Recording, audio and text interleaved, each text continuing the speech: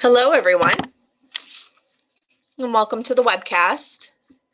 My name is Christine Dursey Davis. I'm the Executive Director of the Ohio chapter of the American Planning Association, and I am Chair of APA's New Urbanism Division, and I'm your webcast moderator. Today is Friday, March 8th, and we will be hearing the presentation, Equitable Public Engagement, Participatory Budgeting for Transportation Funds.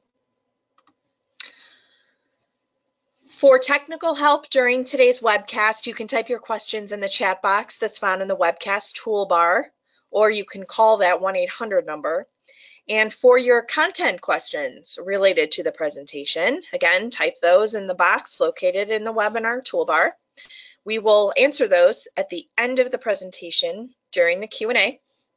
And as always, I ask that if your question is for a particular panelist, that you please state who you would like to answer the question when you're typing it in. On your screen is a list of our sponsoring chapters and divisions for 2019. Thanks to all of the participating sponsors for making these webcasts possible and free to their members.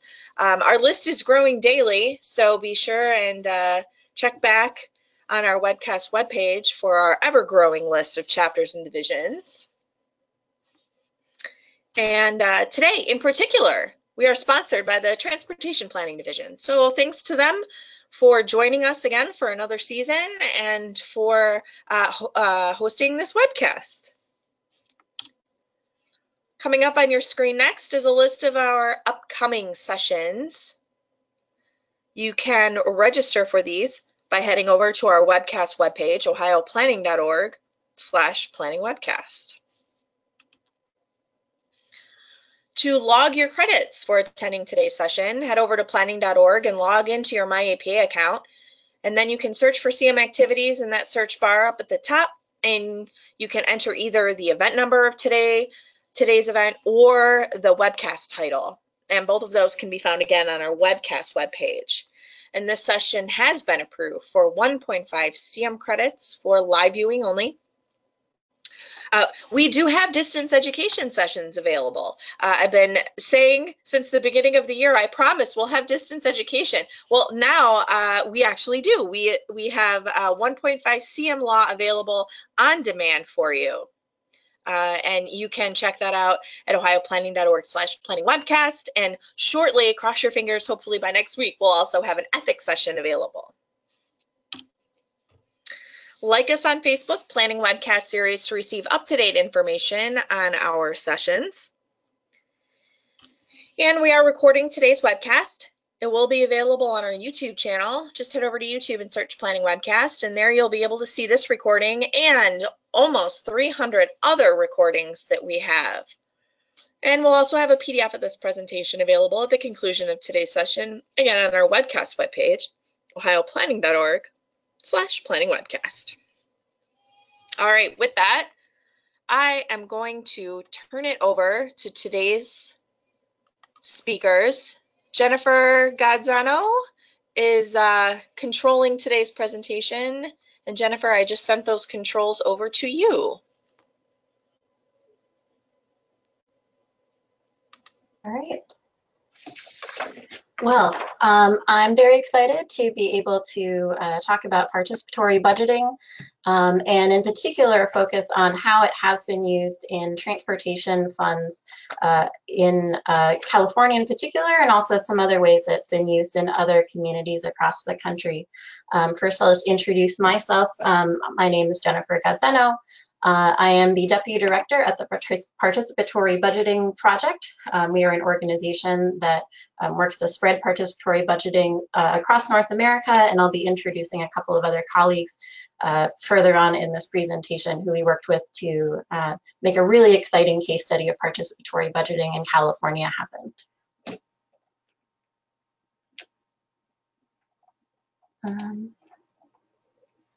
I do want to highlight that we are also going to have a couple of sessions at the American Planning Association conference in San Francisco about participatory budgeting. The first is one that myself and some other Bay Area colleagues will be at to talk about opportunities for big infrastructure money in particular and the application of participatory budgeting to that. It'll be one part presentation, but also a workshop for planners to be able to think about what are the opportunities back at home for you to apply this technique into your civic engagement practice.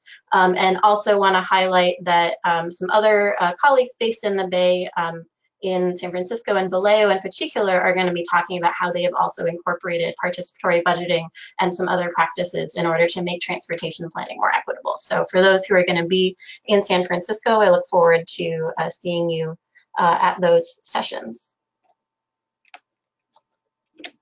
So before I talk about what participatory budgeting is, how it works, I do just want to ground in what the key issue is here that we're trying to solve. There are many ways that participatory budgeting can benefit communities, but one of the key issues that we see, and I think that's something that planners feel very acutely, is that there's a real lack of trust in government. This is a stat from a Pew Research poll from 2015. I can't imagine how low this number must be now in our current age of distrust, but that just 19% of Americans say that the government is run for the benefit of all. And so we as planners, as we're trying to do the work of engaging communities, it can be really difficult when we're running it up against such a low feeling of trust and competency. And the reason that we like focusing on budgets at the Participatory Budgeting Project, we often say this: budgets are policy without the rhetoric. I think that one thing that we as planners often run into is that we do a lot of work where we are soliciting and setting vision for a community, but then people ask, well, where are the teeth behind that? How do we know that this master plan, that this vision, this policy isn't just going to sit on a shelf and collect dust? And so participatory budgeting, because budgets are where the rubber hits the road, is an opportunity to ensure that there is opportunity for fidelity to those plans through budgets, and also to make sure that visioning exercises are not just about ideas, but that they are grounded in the realities of the resources that communities have. So just a little bit more about the Participatory Budgeting Project and who we are. We were founded 10 years ago almost, late in 2009. We've been involved in inspiring and supporting pretty much every participatory budgeting process in North America. Our mission is to empower people to decide together how to spend public money. And we work across the US and Canada, one office in New York City and one in Oakland. So again, back to framing the issue that participatory budgeting seeks to address. And this is going to be true, I think, for all of the civic practices that we as planners are trying to engage in. One of the key issues with conventional methods of participation is that it tends to be fairly unequal. The people who show up in the room tend to look like the folks in this picture here, kind of disproportionately male, white, presumably kind of higher income, of a certain age. And so when those are the only people who show up in the room, those then we don't get the true sense of what a community needs. Also, then these are the only people who are yelling at us at public hearings when we as planners are standing in front of a stage giving a presentation, having a public hearing. We're just not hearing all of the voices that need to be heard. Another issue is that oftentimes, again, conventional participation tends to be fairly powerless. This is from kind of a French philosopher, this idea: I participate, you participate, he participates, we participate, you all participate, they decide.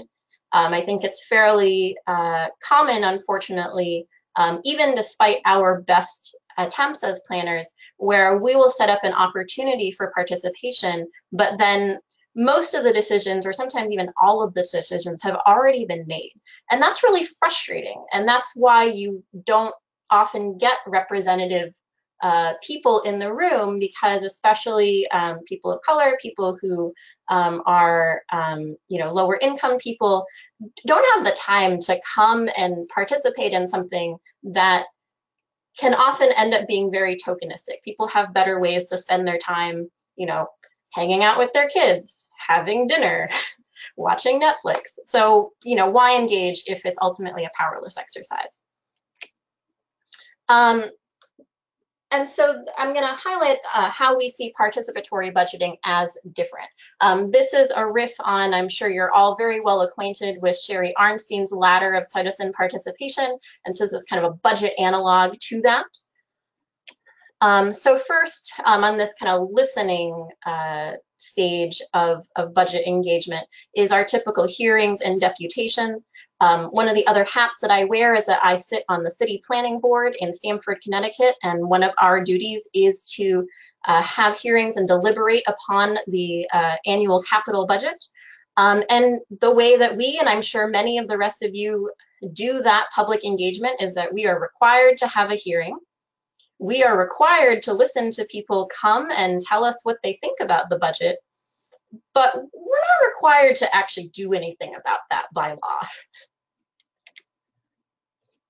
Sometimes you can get into this next stage of what we'll describe as informing here. One example of that is online games. There can also be other kinds of forums or tools where people not only just kind of come and have their 2 minutes at the mic, but get to learn about how the budget works. That makes them better able to then, when there are opportunities to come to hearings or submit public comment, they have a better sense of how the budget works. But still, that ends up being a very one-way flow of information. It's a flow of information from government to constituents. Oops. Next, we have consultation. This is where there is more of an opportunity for two-way dialogue. Focus groups, town halls, these are increasingly common as we are trying to do more equitable engagement, whether in transportation or other realms of planning. But again, there is no promise that the people who are leading these exercises have to act on the recommendations that come out of focus groups or town halls. At this next level, as I mentioned, I sit on a citizen board here in Stamford, Connecticut. We see participatory budgeting happening often in conjunction with existing boards or councils. And so what occurs then is that you have a very small body of people, say 5 people, 12 people within a given jurisdiction, who do ultimately have a fair amount of power.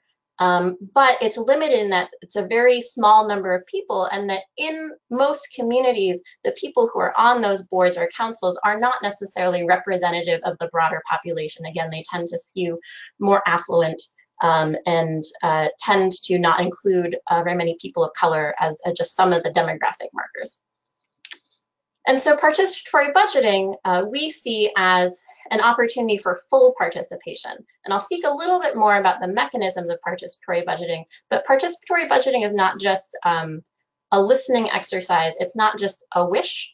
It is that at the end of the day, there is a promise that people who have come and give their feedback and who have voted on budget priorities, that whoever has power over that budget right now, whether that's an elected official, whether that's an agency head, they've already committed to listen to the voice of the people in the allocation of a budget. So what is participatory budgeting? It is a democratic process in which a community directly decides how to spend part of a public budget. Again, it's part of a budget, not the entire budget.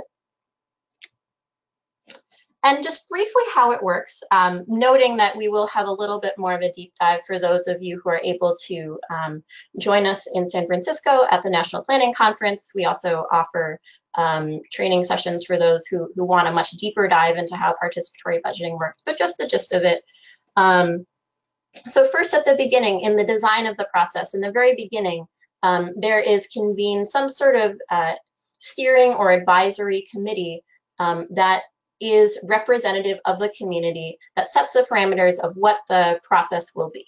That includes what the pot of money will be, what are the goals of the process, who are we trying to reach, what are the best ways to reach them, whether it's through technologies, whether it's through meetings. And so from the very beginning, it is a community-led exercise. Next, we go into brainstorming ideas. So whatever the parameters of the participatory budgeting process are, there's an opportunity for the public, whether that's residents or just anybody who has a stake in that community or in that jurisdiction, can brainstorm ideas about how to spend that pot of funds. Then we transition into what we refer to as proposal development. And so there will be a set of community volunteers who commit for some period of weeks, typically, to filter through all of those ideas, to prioritize them based on criteria related to need and feasibility. What's really important and unique about participatory budgeting is that that development of proposals happens in conjunction with city staff or whatever the jurisdiction is, municipal, state, county, whatever the jurisdiction is. And so there's a co-education process where, again, instead of people just proposing ideas and hoping some of them stick, the people who are involved in this proposal development process really get to learn about the inner workings of government and what makes projects feasible, and very importantly, how much things cost. A lot of times people are surprised, right, by how much it costs just to, repave a road or to fix up part of a park or to augment a community program. And so these proposals get grounded in reality. Once that happens and once there's that prioritization process, the people who've been involved, the community representatives who have been involved in proposal development, put those together on a community ballot. And again, based on however the process has been designed by that steering or advisory committee in terms of who should be engaged, the community is then invited to cast a vote. One of the things that's really lovely about participatory budgeting is that the steering committee can decide that the people who are eligible to participate in that vote can be a much wider range than the people who are usually eligible to vote within that jurisdiction. And so you can lower the voting age. You can include people who don't have documented status. And so that's a really important way that we're opening up voice and representation. And then finally, based upon that vote, a certain number of projects will be selected based on the amount of money that was available. And then those projects are implemented in the community just in the same way that any other project subject to a capital or expense budget process would be built and allocated. So participatory budgeting is not something that we invented at PBP. This is something that's happening in thousands of communities across the world in many types of jurisdictions. And we've just been responsible for helping to launch this here in the US and in Canada. This is a map of some of the places that participatory budgeting has occurred across the US and Canada. Thankfully, in a way, this map, when we present it, is almost always out of date. We're really excited that there are so many communities across North America that are interested in applying this practice. I know since we're planners, I'm sure immediately some of you are wondering about the map key. So I'll just note that the size of the dots here indicates the size of the budget that's being allocated through participatory budgeting, which can range from thousands of dollars to millions of dollars. And I'll note that you can click through an interactive version of this on our website and dig into some of the key case studies. Again, the main case study that we'll talk about in a moment is the case study of participatory budgeting with state-administered transportation funds in California. But I do want to just first highlight some of the ways that participatory budgeting can be used in a few other case studies. So participatory budgeting can be used, again, in a wide range of capital and expense budgets. We have already seen participatory budgeting used with community development block grant funds. So that and the surface transportation block grant funds are examples of federal funds that ultimately trickle down to the local level and have a discretionary function to them. And in all of these that follow citywide and district budgets, school and school district budgets, state and regional budgets, we know that there are opportunities for some discretion, knowing that there are always some commitments that are fully baked into a budget, but that there are always going to be those opportunities for making some discretionary choices. And then finally, just want to highlight here that oftentimes there's an opportunity to couple participatory budgeting with an existing master planning or visioning process, so that again, when you're doing that community input, it's not just about what are the ideas that you have, but that there can be an opportunity for the community to more concretely say, what are the projects that could align with that master plan or that vision that you're putting forth for the community.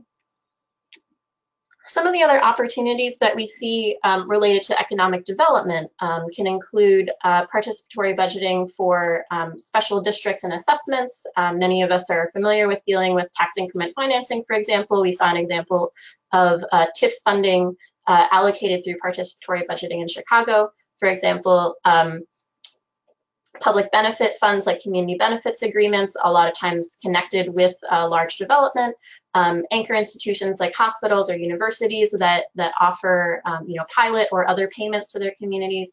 We're often in the business of supporting different kind of workforce development programs, and then housing being a really big issue.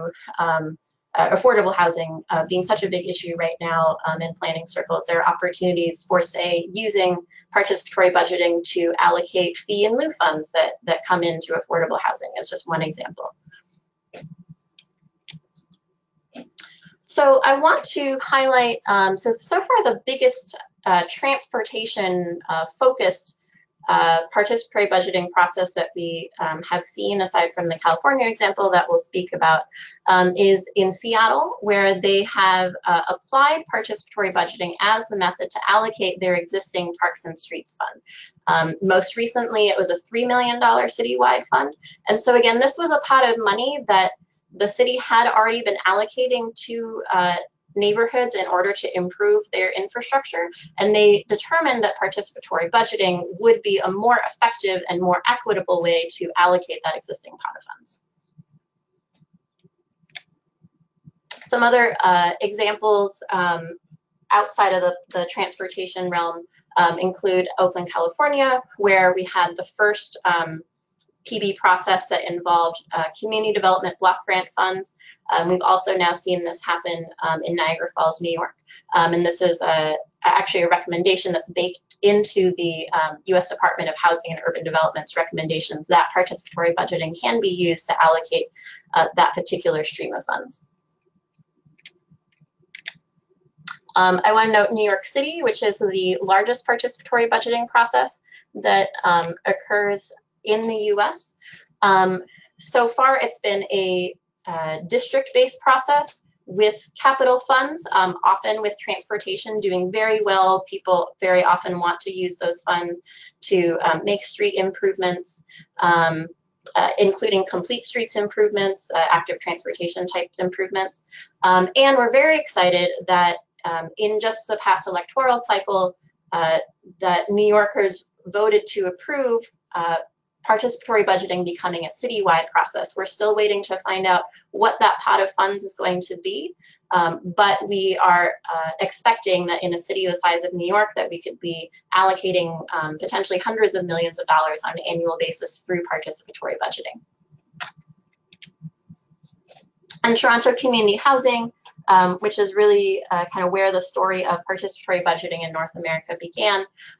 It's been a really empowering process for residents of community housing, Toronto Community Housing being the second largest public housing system in North America, where thousands of tenants have been involved in allocating millions of dollars in capital funds in order to improve where they live. Just briefly about some of the impacts of participatory budgeting in whatever kind of jurisdiction or type of fund you're dealing with. Participatory budgeting tends to lead to more equitable and effective funding. We see that in New York City, for example, funds are more likely to go to projects in low-income areas than other means of allocating discretionary funds. Participatory budgeting has been very effective at building a broader political constituency, reaching those people that we as planners are often trying to reach, the kind of non-usual suspects, the people who are usually left out of planning decisions, have historically not had their voices heard. Just a couple of examples in Vallejo, where they had a citywide process, Vallejo, California. Of the people who voted in participatory budgeting, 20% of them were ineligible to vote in regular elections. So again, as noted before, there's an opportunity through participatory budgeting to expand the constituency of who can be involved, whether that's, again, lowering the voting age, including people who don't have citizenship status. We've seen examples of people who are part of currently or formerly incarcerated populations being involved in participatory budgeting. And we've seen, just as one example in New York City, in terms of looking at the demographics of who is engaged, we see a higher percentage of low-income residents voting in the participatory budgeting in New York City process compared to that demographics representation in local elections, as well as in proportion to even how they are in the population. And so we, in this case, actually see overrepresentation of low-income people in this process, which is really great because so many of our processes are tilted against those voices. So whenever we have an opportunity to even actually overrepresent people who are usually left out, I think that's a huge planning win.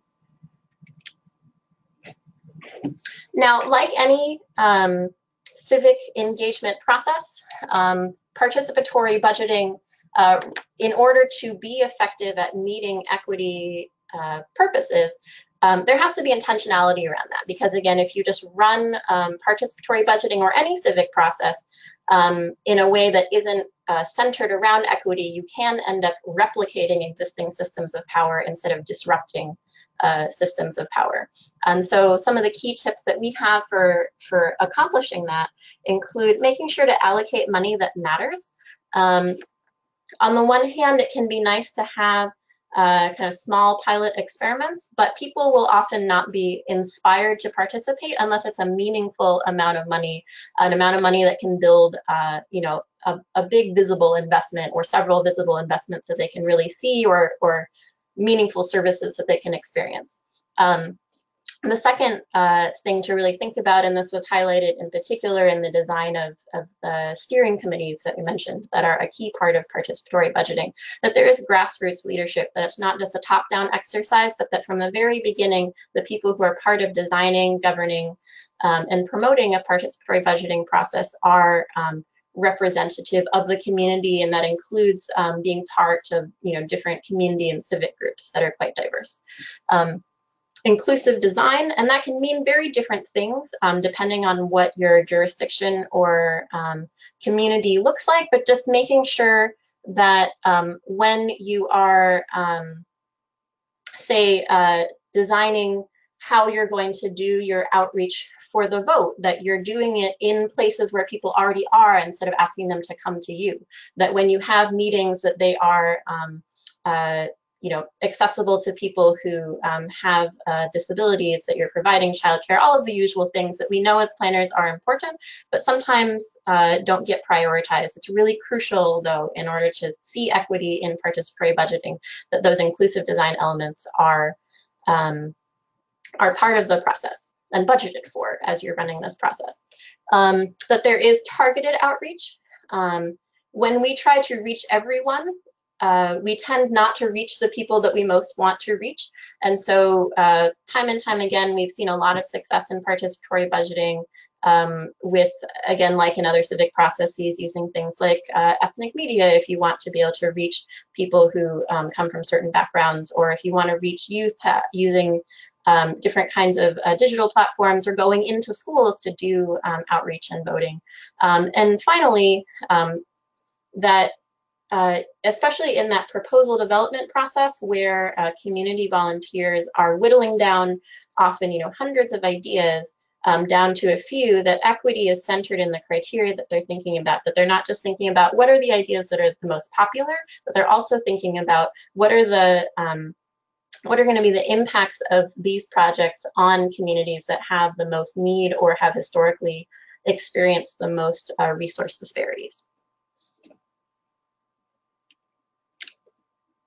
So this is really just scratching the surface. And so for those of you who are interested in digging deeper into participatory budgeting, learning more about how it works, we have many resources on our website, including a white paper with some case studies and some other kits to really think about how this can apply to your community. So I would like to hand this over to my colleague Priscilla to talk more about the Caltrans Sustainable Communities Program and how participatory budgeting has been integrated into that. Thank you, Jennifer. Good morning and good afternoon, everyone. My name is Priscilla Martinez-Velez, and I'm a Senior Transportation Planner here at Caltrans, the California Department of Transportation. I'm the Grant Program Manager for our Sustainable Communities grants, and these grants are run through our Division of Transportation Planning. And a big part of our funding for this program comes from Senate Bill 1, the Road Repair and Accountability Act of 2017. The next slide, please.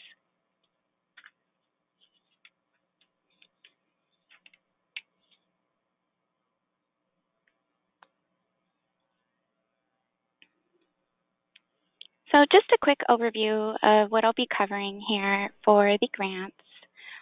There's some state legislation that has supported this whole process that takes me to, of course, the grant guide development process. And then I'll tell you a little bit about Sustainable Communities grants and the overall objectives for that program. Next slide.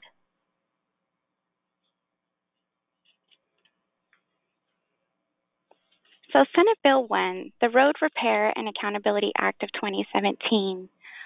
This legislation is our state legislation to increase transportation funding for our state through a gas tax and some vehicle registration fees. This was signed by our former Governor Brown in April of 2017. And so quickly after that time, we were allocated $25 million for local planning grants to encourage local and regional planning that furthers a lot of our state goals, including but not limited to the goals and best practices cited in the Regional Transportation Plan guidelines adopted by the California Transportation Commission. The California Transportation Commission is the agency that is responsible for allocating all of our transportation funding that goes through our state here, including federal funds. So the SB1, it requires any guidelines that implement SB1 to be developed through a stakeholder and public engagement process. And this engagement process is what set the whole stage for incorporating participatory budgeting into the grant program. Next slide, please. So just last summer, and of course even going back a year before that, is when we first had to go through this whole grant guide development process. And it looks just like this here that's laid out in this timeline here in the slide, where basically right at the end of the spring, we kicked off our whole grant guide development process with our state agency coordination work group. We consulted with them. The state agency coordination work group involves other state departments and agencies, such as our California Air Resources Board, a Department of Housing and Community Development, the Governor's Office of Planning and Research, as well as the Governor's Strategic Growth Council. So we were required to consult with all of our agencies through Senate Bill 1. And so that's how we got to, it was really great to really integrate planning for these transportation planning grants. And so right after we kicked it off, we had 2 public workshops and right before the summer hit. And right after that, we released some discussion drafts based on all the input that we received at our workshops. And then we received some very informal comments because it was just a discussion draft. But we received comments from metropolitan planning organizations, or MPOs, local governments, and several public and environmental organizations. And then again, after we incorporated all of those comments, and we also had meetings with our stakeholders to discuss how we see their comments being incorporated, we released a final draft in late July, and this was just last summer. And we also received more comments again from our agencies, from our stakeholders, and again, a lot of the advocacy organizations.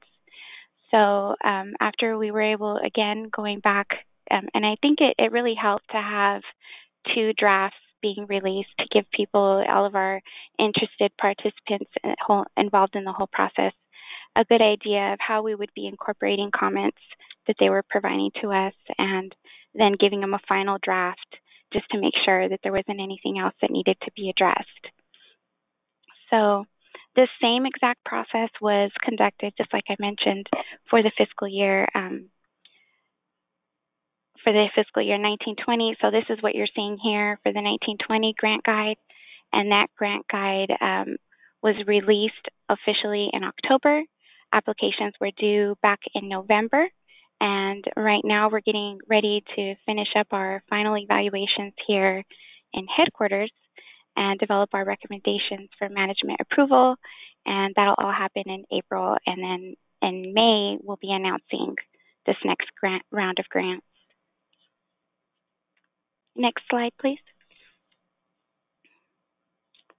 So here's the summary of our Sustainable Communities Competitive Grant Program.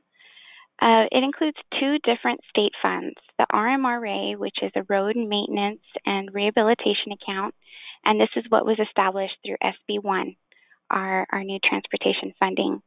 And then we have a state highway account money that makes up about $4.5 million. So in total, it's $17 million. You might notice that this is less than the $25 million in SB1 funds on the previous slide because it was split equally between Sustainable Communities Competitive Grants and Sustainable Communities Formula. The formula funds are allocated to the MPOs, the Metropolitan Planning Organizations, via formula based on population. But for purposes of our discussion, I'll be concentrating on the Sustainable Communities Competitive Grants. This grant program is consistently oversubscribed. We receive well over 100 applications every year that request more than double what we have available.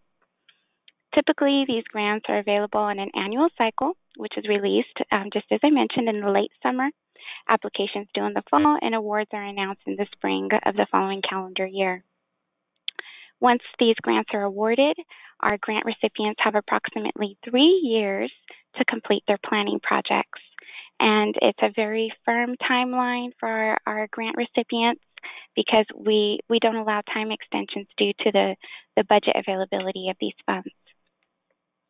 Overall, the Sustainable Communities Grant objective is to fund local and regional multimodal transportation and land use planning projects that further the region's statutorily required regional transportation plan and sustainable community strategy where applicable. And this will apply in all of the urbanized areas of our state, and those areas are covered by the MPOs. And secondly, the biggest thing here is to contribute to our state's greenhouse gas reduction targets and other state goals, including, as I mentioned earlier, the goals and best practices cited in the 2017 RTP guidelines, the Regional Transportation Plan guidelines, address the needs of disadvantaged communities, and also assist in achieving the Caltrans mission and grant program overarching objectives. Our objectives are sustainability, preservation, mobility, safety, innovation, economy, health, and social equity.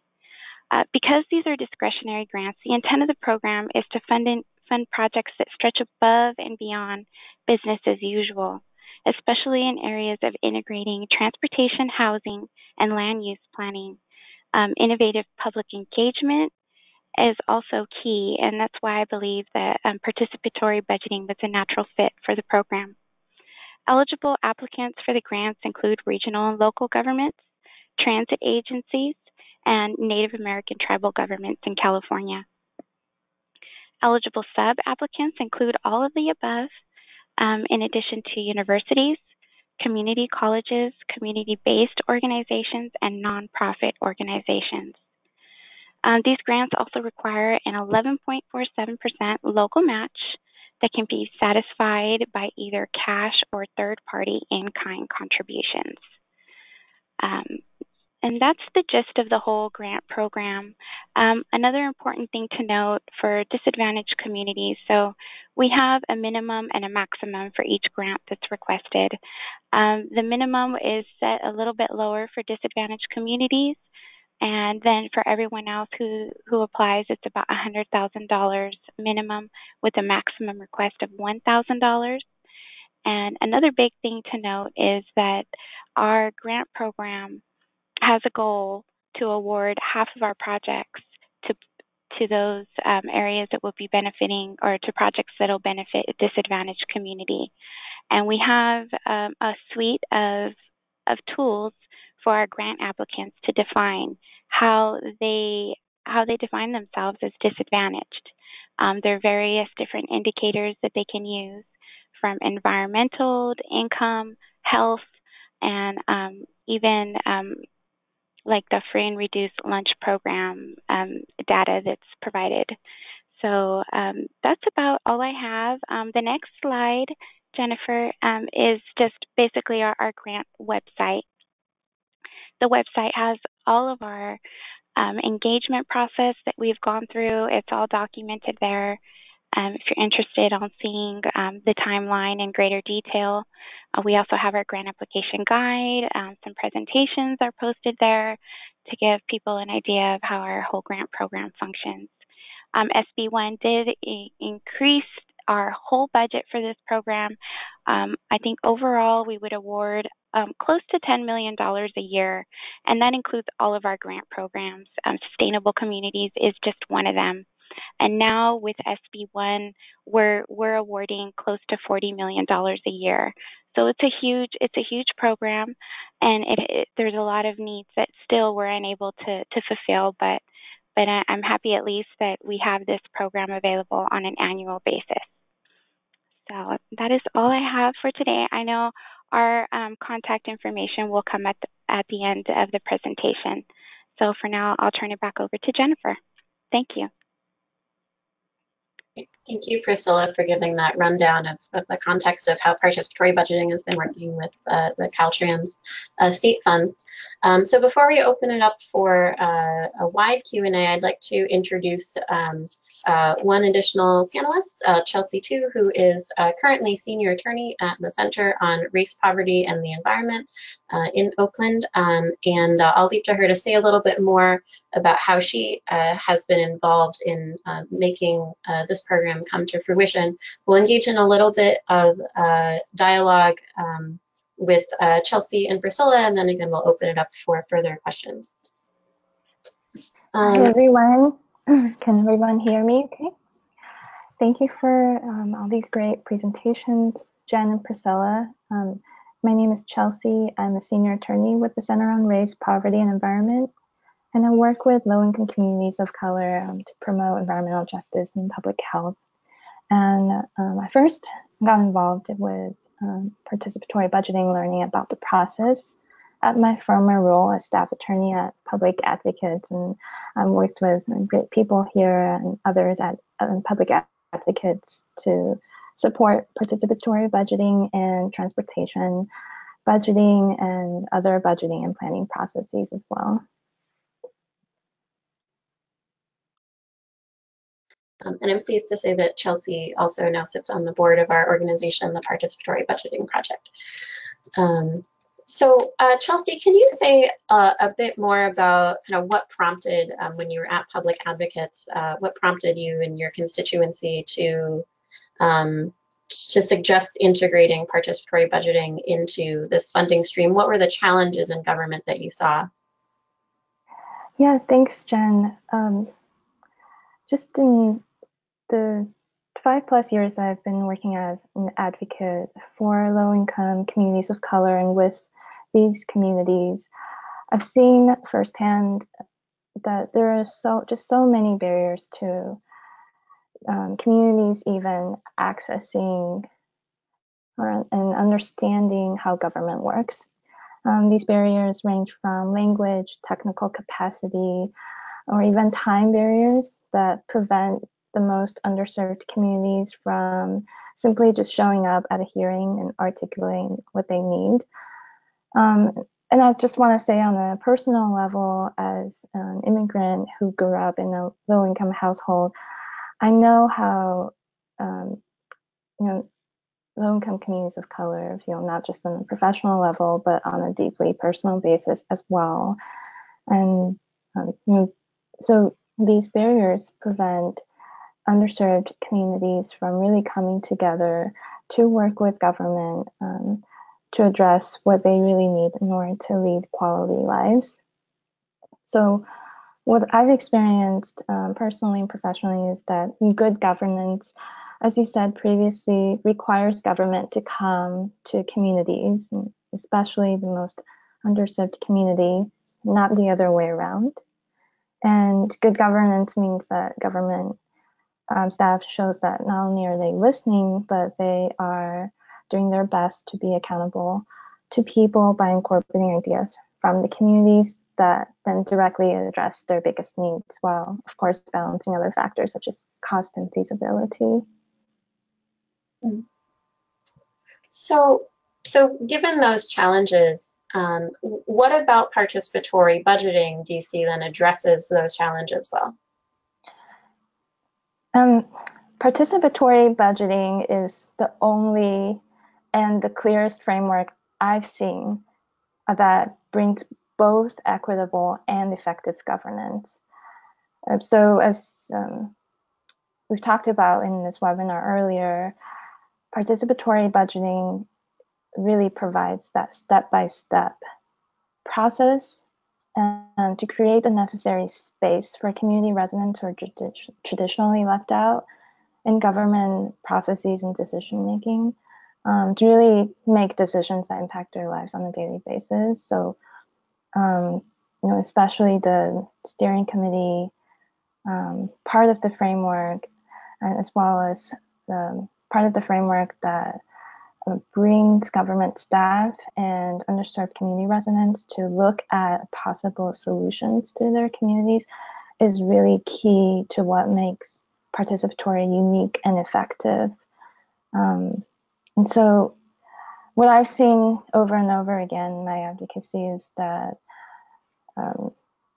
low-income communities of color and other underserved population know what is best for their community, even if they don't have the political power or language or other barriers that I talked about earlier. Many times they actually come up with better and more cost-effective ideas on how to spend money than I've seen government staff do or I do personally. And community residents are enthusiastic and they want to do the work if they're given the space to, and participatory budgeting provides them that space.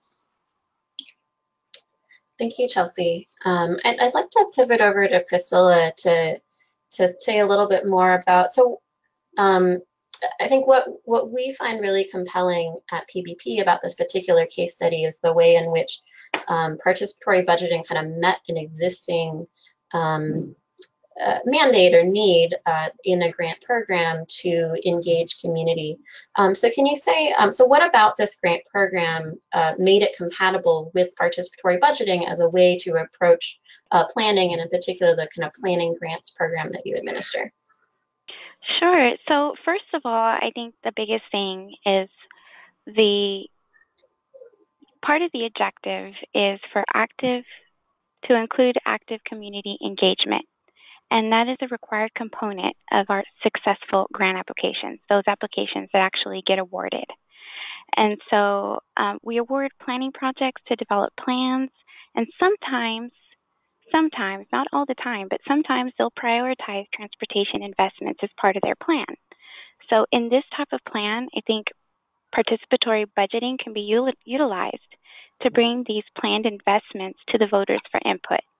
And so that's where it really hit home for us, and knowing like, hey, our whole objective for the grant program is to encourage like out of the box, innovative, cutting edge practices in community engagement. And so that's why I think this made it very compatible, with participatory budgeting, because we were actually able to include one of those innovative practices as a way to encourage our applicants to incorporate into their projects.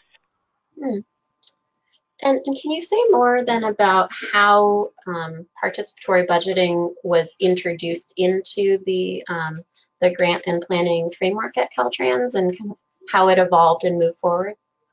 Yeah, sure. So for one, the timing was really good. I mean, I think the timing was important because the way it happened, so as I explained earlier, in April of 2017 is when we got the new funding from Senate Bill 1.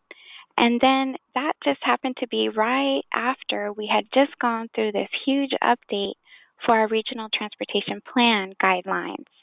And those they had just been adopted by the California Transportation Commission back, I think it was like in January of 2017, either December 2016 or January, somewhere in there. So it had just happened. And so we had a real fresh list of stakeholders to engage. So I think timing was really important.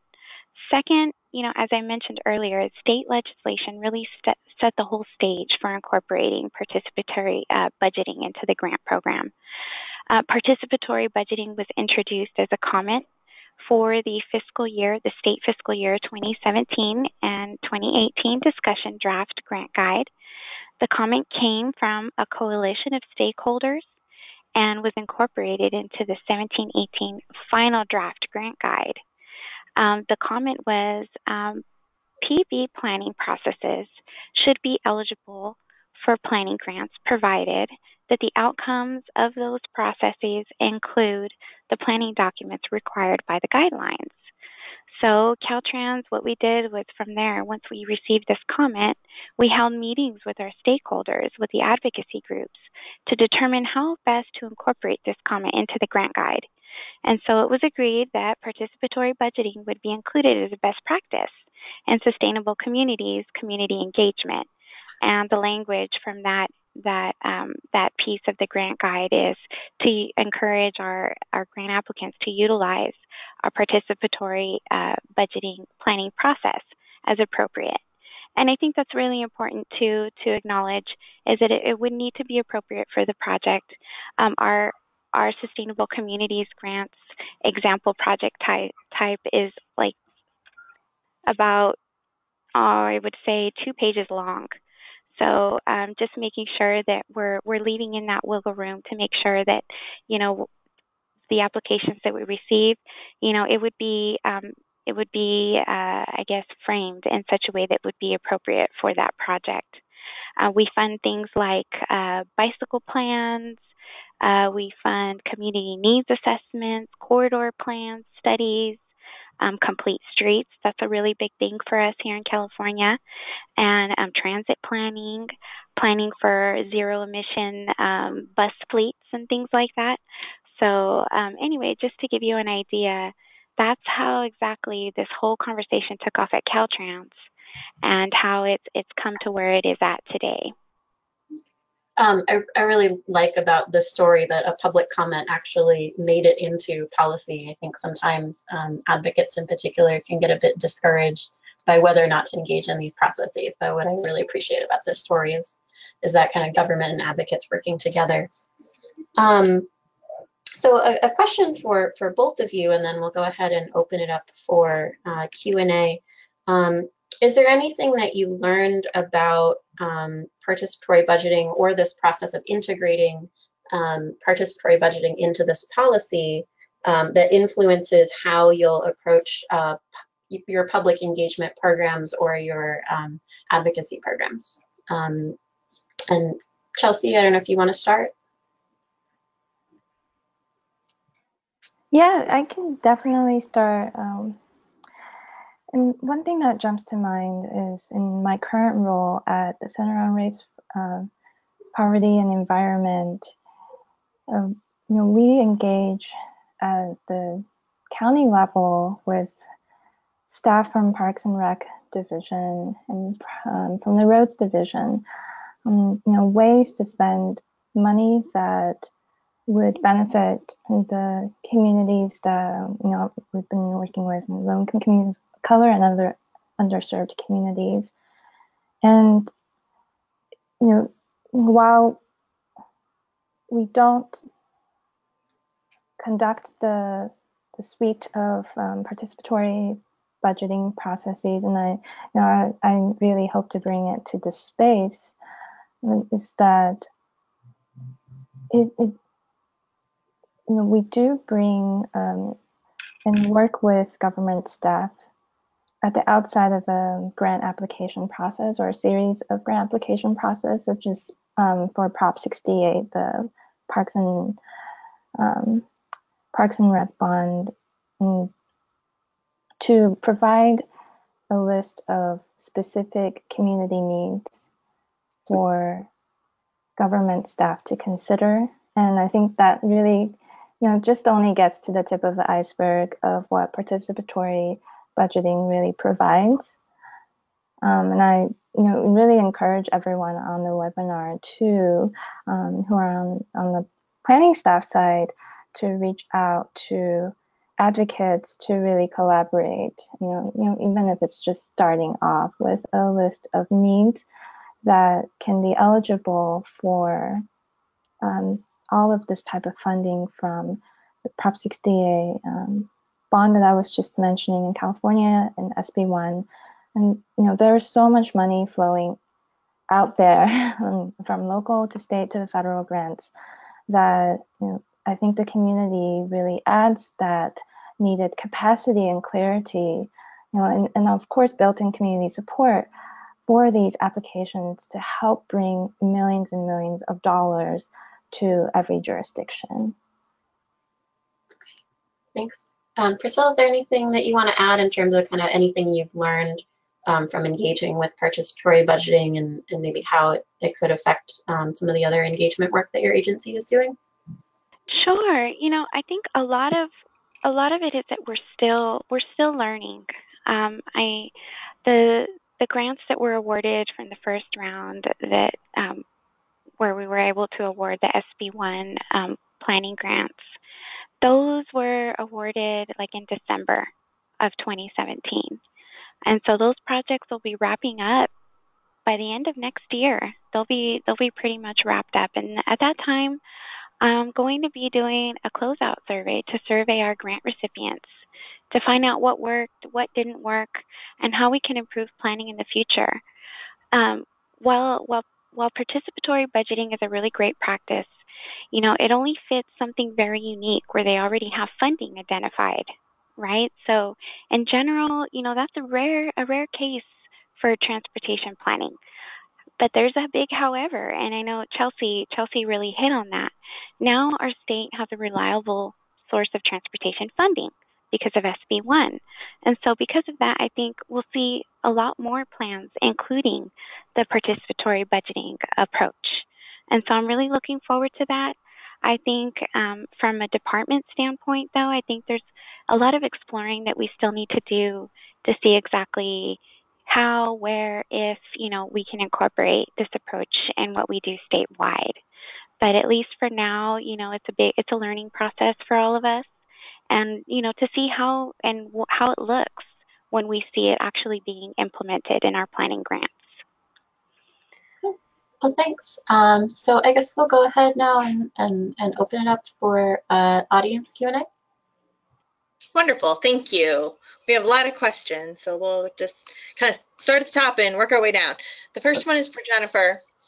While participatory budgeting is a good idea, do we not allow for that through the participatory planning process and avoid the age-old saying of too many cooks, spoil the broth? So, I think the one thing to keep in mind that Priscilla really kind of summarized just now is thinking about what are the appropriate opportunities for a process like this. We, again, emphasize that participatory budgeting is for a portion of the budget, not the entire budget. And I really strongly believe that in every single community, even if it feels like budgets are tight or there isn't, quote, extra money, that there are opportunities existing for money that already has to be allocated. As one key example, again, in municipal capital planning, there is money that has to be allocated every year, and that there are always those decisions, and I know this sitting on a board that makes these deliberations about what to keep in or what to keep out. There are always those decisions on the margins of, for those last, $3, $5, $10 million that you're trying to include in your capital plan, really hard decisions between, do we put more money into street paving? Do we put more money into fire hydrants? Do we put more money into parks? And at the end of the day, there are political consequences to those decisions too. And I think that those funds, even if they don't feel discretionary, but ultimately there are people taking discretion already in terms of making priorities, that there is a lot of value to bringing community into the conversation early to help make those decisions together. Thank you.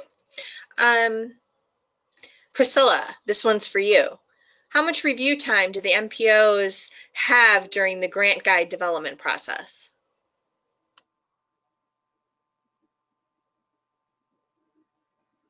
The review time, well, we had for the discussion draft that was released for about a 2-week informal commenting period. And then once we had the final draft, that was released for a formal 30-day comment period. So, and in that time is when the MPOs also were at the table to make sure that, they would be able to deliver everything that we were asking for the discretionary grant program. Thank you. And I think this one is also for you. Could you be more specific on how PB applied to or applied in the Caltrans process? Perhaps some examples. Was that you, Priscilla? We don't. I mean, I'm not really sure how. Maybe that question is talking about how it is highlighted as a best practice for sustainable communities grants. And right now, we have some grants, just a small handful, maybe just a couple actually, that have mentioned exploring participatory budgeting as a way of engaging their community for their plans. But we're still tracking those activities to see how they actually end up, going, which route they end up taking.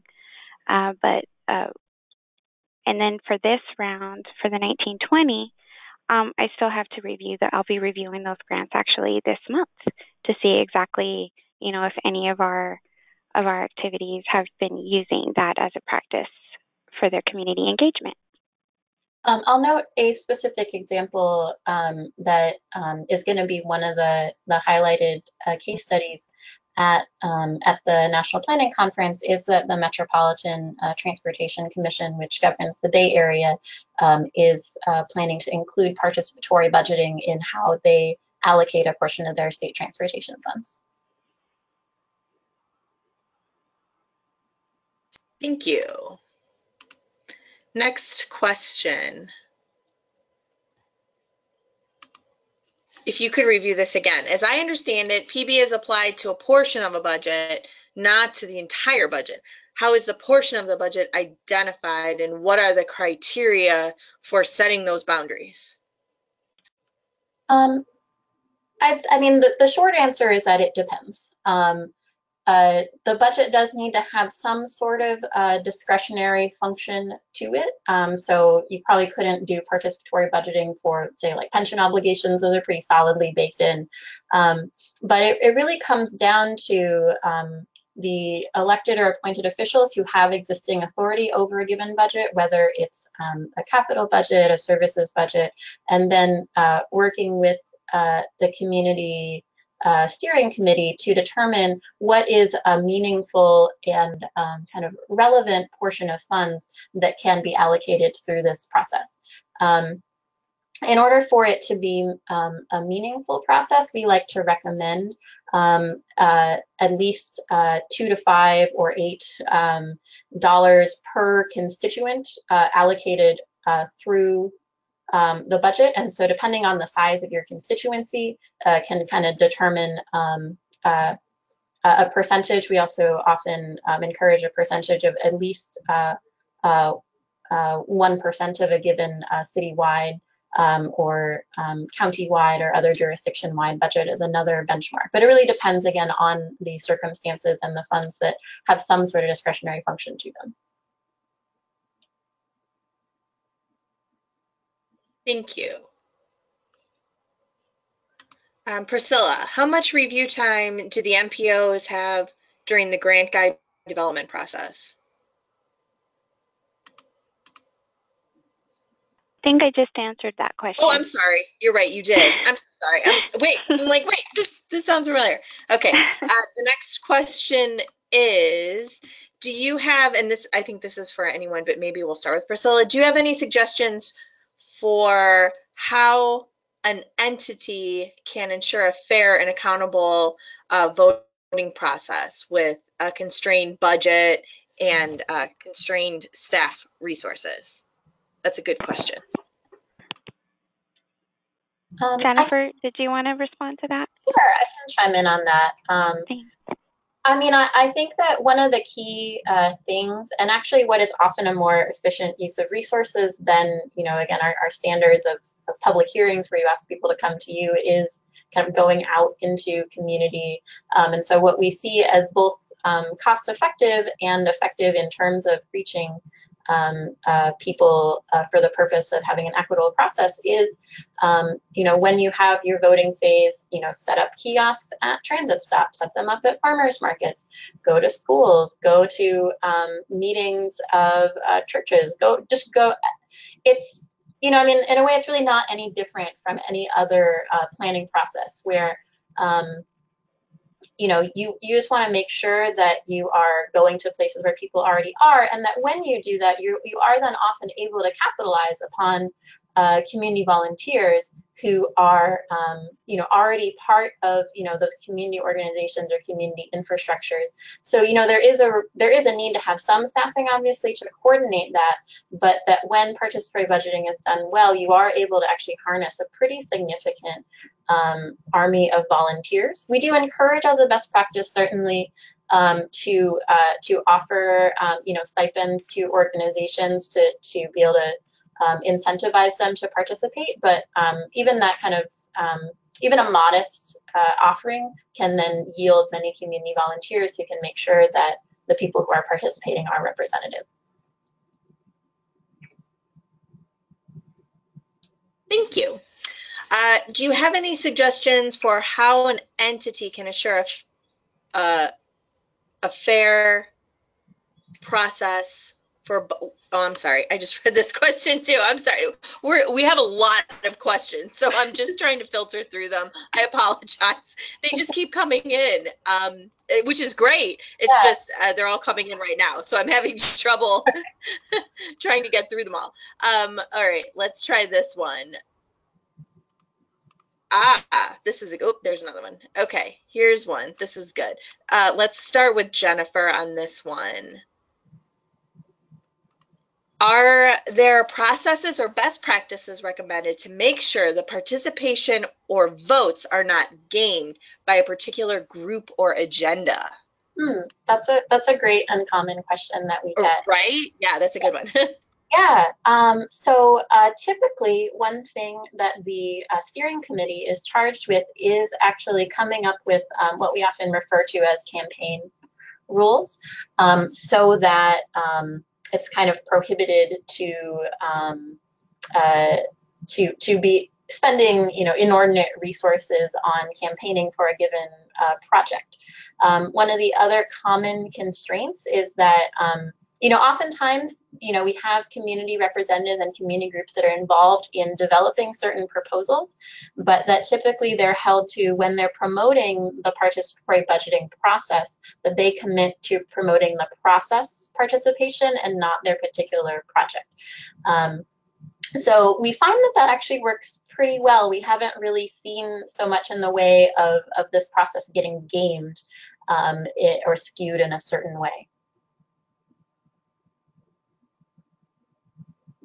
Hey, thank you. All right, next question. How do you make sure that the people who are receiving the info are the same voting in the end? Is it a one-day event? How does that work? The short answer is that the people receiving information kind of at the beginning or being involved in the proposal development process are not necessarily the same people who are voting. There's usually overlap, and usually the vote will be the most inclusive part of the participatory budgeting process. But we actually see that as an interesting benefit of the process, that there are different points along the way where you can either engage a few people very deeply, as during the proposal development process, or you can reach a much wider constituency through, say, the voting process or the idea collection process at the beginning.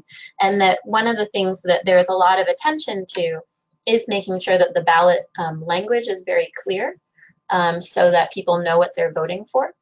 There are price tags and descriptions, and whenever applicable, like a specific location where that improvement will occur. And that also there is, we encourage as a best practice, just as you would with any sort of election, publishing the ballot early so that people have an opportunity to deliberate before they're asked to vote, if that's something that they're interested in. Okay, thank you. And so how related, how do we ensure that the sample of community representatives is a true reflection of the population at large? So I can start, and if Chelsea wants to add into this, I'd welcome that. So I mean, I think the key really is, again, making sure that the people who are involved at the very beginning of the process and designing the process, who are on this kind of steering committee for the process, are representative of the community, and that when you accomplish that, then those are the people or organizations who are vested with the information to know the best ways to reach diverse constituencies. And so, and in order to kind of make good on that, though, we do, as I said earlier, recommend that there are resources set aside in order to support organizations that represent, low-income constituencies, people of color, youth, so on and so forth, so that you can like pay organizers or canvassers to go out, or to bring in more volunteers from their communities. Chelsea, I don't know if there's anything you would want to add to that. I totally agree with that, Jennifer. And in the beginning of creating a steering committee, that it's important to make sure that many members are connected with different aspects of the community where you're trying to spend money in. And so that's what I saw happened at the Oakland CDBG funding process that you highlighted earlier. There were lots of local groups involved in not just being a steering committee, but also just participating as volunteers, were partially paid volunteers and throughout the process. And at the end of that process, I remember speaking to the chief of staff for the district member, and he was just wildly enthusiastic and surprised that throughout the process, and with voting, that CDBG implementation round using participatory budgeting actually reached more than 700 of the constituents in that little district. And I think we didn't touch on this earlier, but I've seen over and over again, and especially in this case, firsthand, is that when you do participatory budgeting right, you really do deeply reach hundreds or thousands of people, and that is not only effective governance, but very popular politically. And I'm really looking forward to how the New York City-wide implementation of participatory budgeting pans out as well, and I expect great results. Thank you. And we're going to keep on this topic. Do the votes of the community representatives in the proposal development process remove the need for the elected officials to vote on these budgetary items? Well, so again, it depends on how, how much of the budget has been set aside for participatory budgeting. Usually, and I'll use the example of New York City, where each council member has $5 million in discretionary capital funds that they allocate each year. And so typically they are offering up $1 to $2.5 million of that 5 for a public vote. And then the elected official still holds discretion to allocate the rest of it as they see fit. One of the great spillover effects that we see, though, is that even if officially given participatory budgeting process is only for a set amount of funds, oftentimes elected and appointed officials will take cues from that vote, and even if something maybe didn't quite make the cut, often it'll still get funded either through, say, the balance of the funds from that funding pot, or elected and appointed officials or community organizing groups have been inspired to seek other sources of funding in order to meet that that community need. So there's an opportunity to really diversify and make more equitable the budget, even beyond the pot of funds that's allocated there. Okay, great, thank you. This can be for anyone. In your experience, do you think participatory budgets should be limited to specific thematic areas of a budget, or should it be opened up to all areas of the budget? If open to all areas, have you found any budget items that are mundane but necessary that get left behind in receiving allocated funds through this process?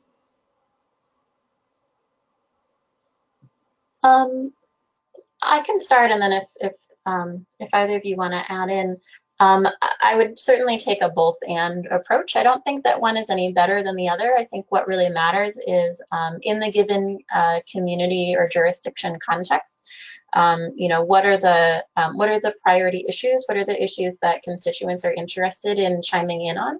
And we've seen it work both ways. Most of the participatory budgeting processes that we've seen here in the North American context have been pretty wide open funds. So it'll be, say, any capital project, or, we just saw the vote for a really innovative process out of Rochester, New York, that was using state distributed poverty reduction funds. So it was, what is any project that can help to reduce poverty in this community? And we find that there are very creative ideas that come out of that, but also we see very mundane ideas that come out of that. Again, repaving roads and adding complete streets related improvements and markings often do very well in a participatory budgeting process.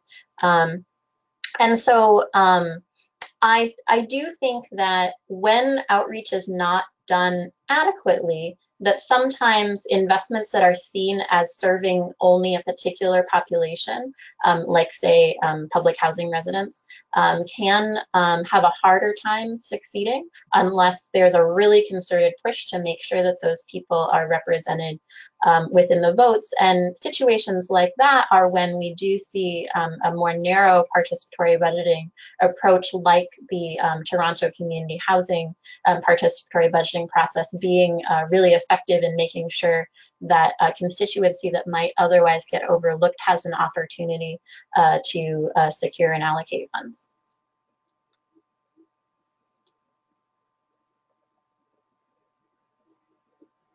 Okay, anyone else on that one? Yeah, I would supplement just on, from the perspective of working with underserved communities, that when asked, given feasibility parameters and things that, the funding stream, can invest in, community members, actually often choose the mundane projects that affect their lives on a day-to-day basis. And those are the things like basic infrastructure, like roads and sidewalks, lights, sewer, water, and things that are really necessary for not just particular residents, but the entire community to function well and lead better quality lives. So then when you reach, you really lead the participatory budgeting effort with equity intentionally, then you get the projects that really serve the fundamental needs of everyone.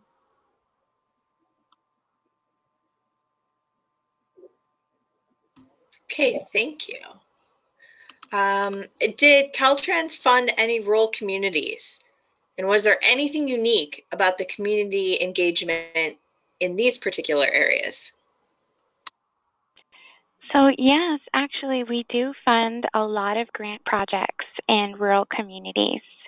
And the way the grant program works is part of the whole goal of half of our projects going to benefit disadvantaged communities also includes our rural communities in our state. We do have a lot of rural communities here, and we also include Native American tribal governments.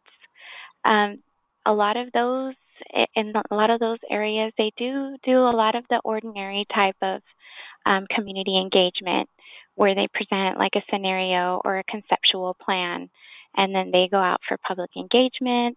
A lot of those strategies they're like more innovative now. Today I'm seeing a lot of like what Jennifer is referring to with actually going to the community, engaging the community where they're actually already gathering, whether it's at a farmer's market or some type of community festival. We're seeing a lot of that coming up, not only in all of our other areas, but also in the rural areas of our state. We're seeing a lot of new and innovative approaches in community engagement.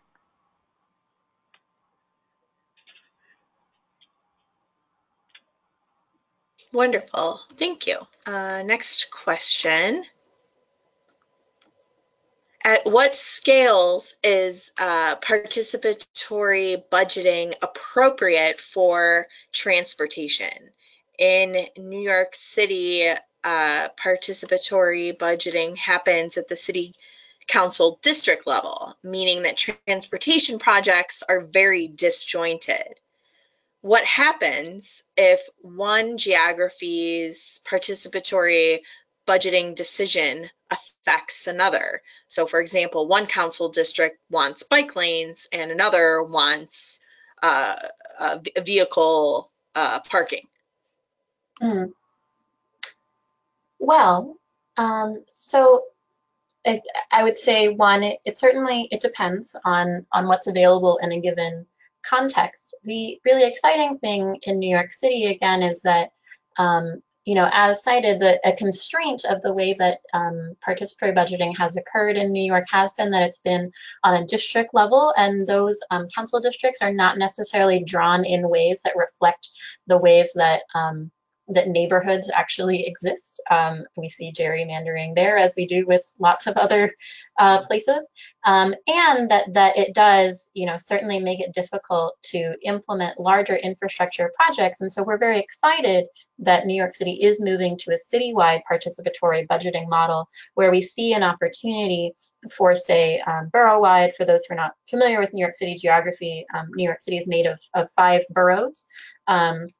Or even citywide projects, because we, as transportation planners, we know that connectivity is king, and that connectivity can be very difficult to achieve when it's done on a district by district level. So I think in that case, it's certainly a both and, where we want the local projects, we want the kind of small complete streets improvements within a given neighborhood or on a certain set of streets, but then we also want to be able to see participatory budgeting able to affect larger scale. And I think we do see opportunity, though we haven't seen it yet here in the U.S. context, to be able to do statewide participatory budgeting with transportation or other major infrastructure funds. We know that, certain corridors, whether they're rail corridors, express, or, bus rapid transit, that those are things that impact not just a given municipality, but impact an entire region. And there's really no reason that this framework couldn't be applied at that level. It would just require a particular, a little bit more sophisticated outreach effort, but we have seen examples of even national level participatory budgeting in Portugal. So state level participatory budgeting is certainly possible, and we'd love to see it happen soon somewhere.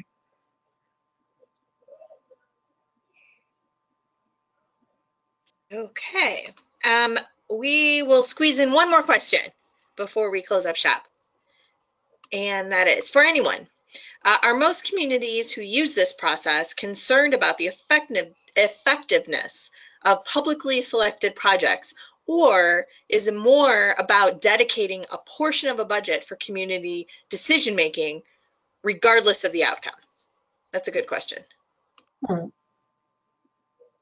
Chelsea, do you want to start on that one, actually? Yeah, I think I was starting to mention that earlier in my previous answers, that oftentimes the community actually comes up with more effective projects that not only provide specific community members' needs, but really go towards improving the safety and the health of the entire community as a whole. And so that's what we have seen too, is that holds true, regardless of whether you're working with an urban or a rural population. I've worked with both. So, I think we oftentimes, don't give community members enough credit. And through years of working with community members, I'm humbled to say that most of their ideas are better than mine, and I see that participatory budgeting outcomes that are voted by community members truly do benefit the entire community and are effective projects. And one thing I'll chime in, one of my very favorite examples of a participatory budgeting process that was approved comes out of the Youth Lead the Change process in Boston. So that was a process that was about engaging youth between the ages of 12 to 25, where they got to allocate $1 million in capital funds.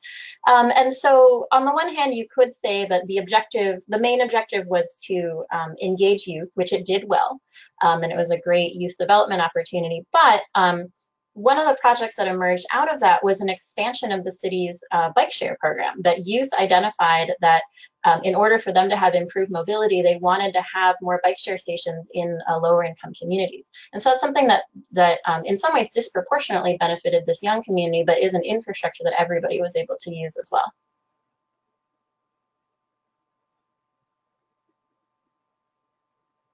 Okay, thank you. We are exactly on time, so I'm going to go ahead and wrap us up. I think we actually got almost all of the questions answered. Again, apologies for repeating them, but all these questions just came in at the same time, which was great. So thank you to everyone for participating. And thank you to Jennifer and Priscilla and Chelsea for joining us today. Much appreciated. And of course, to the Transportation Planning Division for sponsoring today's webcast. So everyone, we will have a copy of this presentation as a PDF up on our webcast webpage here shortly. And we will also have a video recording of this session available on our YouTube channel. So make sure that you check both of those out. And everyone, thanks again for joining us, and have a great weekend. And we will talk next time. Thank you.